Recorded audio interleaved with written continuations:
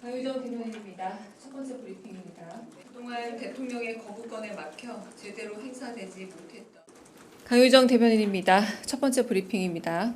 이재명 대통령은 오늘 오전 10시부터 제25회 국무회의를 주재했습니다. 오늘 회의에서는 3개의 특검법을 포함한 법률 공포안 4건, 대통령령안 3건, 일반 안건 한 건을 심의 의결했습니다. 윤석열 전 대통령 등에 의한 내란 외환 행위의 진상 규명을 위한 특별검사 임명 등에 관한 법률 공포안은 특별검사 1명, 특검보 6명을 비롯해 최대 267명, 김건희와 명태균, 건진법사 관련 국정농단 및 불법 선거 개입 사건 등 진상 규명을 위한 특별검사 임명 등에 관한 법률 공포안은 최대 205명, 그리고 순직 해병 수사 방해 및 사건 은폐 등의 진상 규명을 위한 특별검사의 임명 등에 관한 법률 공포안은 최대 105명의 수사 인력이 배치될 수 있습니다. 순직 해병 특검법은 최장 140일, 나머지 두 특검법은 최장 170일 수사 가능합니다. 이재명 대통령은 전 정부에서 이미 여러 차례 거부권이 행사된 특검법이라는 점에서 현재 내각 구성원들의 의견을 충분히 수렴해 심의를 거쳤으며 이에 의결에 이르렀습니다. 이재명 정부가 1호 법안으로 3개 특검법을 심의 의결한 건 지난 6.3 대선을 통해 확인된 내란 심판과 헌정질서 회복을 바라는 국민 여러분의 뜻에 부응하는 조치입니다. 또한 그동안 대통령의 거부권에 막혀 제대로 행사되지 못했던 국회의 입법 권한을 국민께 다시 돌려드리는 의미도 포함됩니다. 이재명 대통령은 이재명 대통령은 헌정 수호와 민주주의 회복에 대한 국민적인 열명이 특검법 의결 및 공포 과정에 담겨 있음을 강조하고 특검을 통해 진상과 진실이 투명하게 규명되기를 희망한다고 밝혔습니다.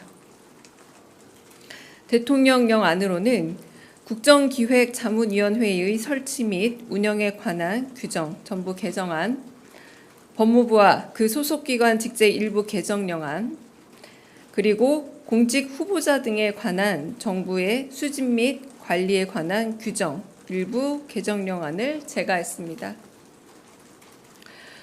법무부와 그 소속기관 직제 일부 개정령안은 대통령이 임명하거나 위촉하는 직위에 대한 공직 후보자들의 정보를 수집하고 관리하는 권한 위탁 대상에서 법무부 장관을 제외하는 내용입니다. 과거 인사 업무는 법무부의 직무가 아니었으나 이전 정부는 시행령 개정으로 법무부에 해당 권한을 부여해 부적절하다는 지적이 줄곧 제기돼 왔습니다. 이번 조치는 이를 정상화하는 작업의 일환입니다.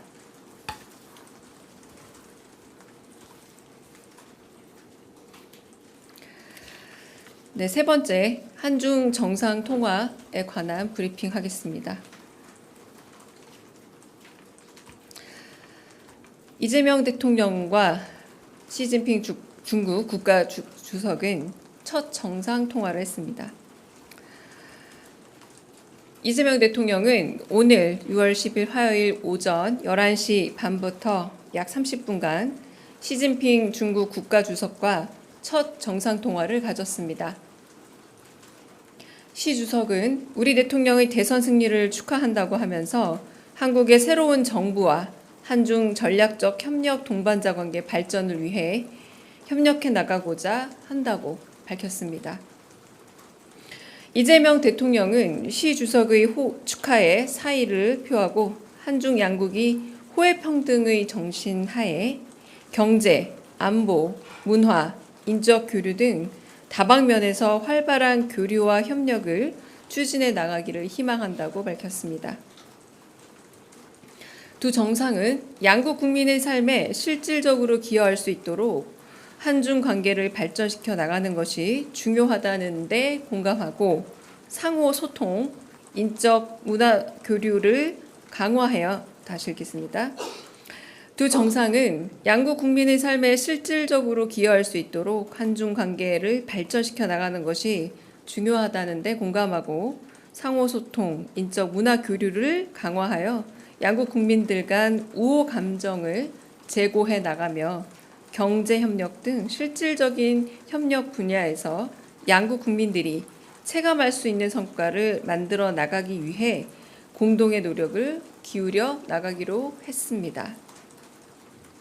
두 정상은 올해 경주 에이펙 정상회의의 성공적인 개최를 위해 금년도 및 내년도 에이펙 의장국인 한, 중, 양국이 긴밀하게 협력해 나갈 필요성에도 공감했습니다. 이 대통령은 11월 경주 에이펙 정상회의에 시 주석을 초청하면서 동계기시 주석과 양국 관계 발전을 위한 보다 긴밀한 의견 교환을 기대한다고 밝혔습니다. 한편 이 대통령이 한반도 비핵화, 평화와 안정을 위한 중국의 건설적 역할을 당부한 데 대해 시 주석은 한반도 평화 안정은 한중 양국의 공동 이익인 만큼 중국 측은 문제의 해결과 한반도 평화 안정을 위해 노력할 것이라고 했습니다. 두 정상이 지방에서부터 정치 경력을 쌓아왔던 공통점을 바탕으로 오늘 통화는 친근하고 우호적인 분위기 가운데서 진행됐으며 두 정상은 우리 새 정부의 출범을 계기로 새로운 한중 관계를 만들어 나가기 위해 제반 분야에서 긴밀한 소통을 계속해 나가기로 했습니다. 이상입니다.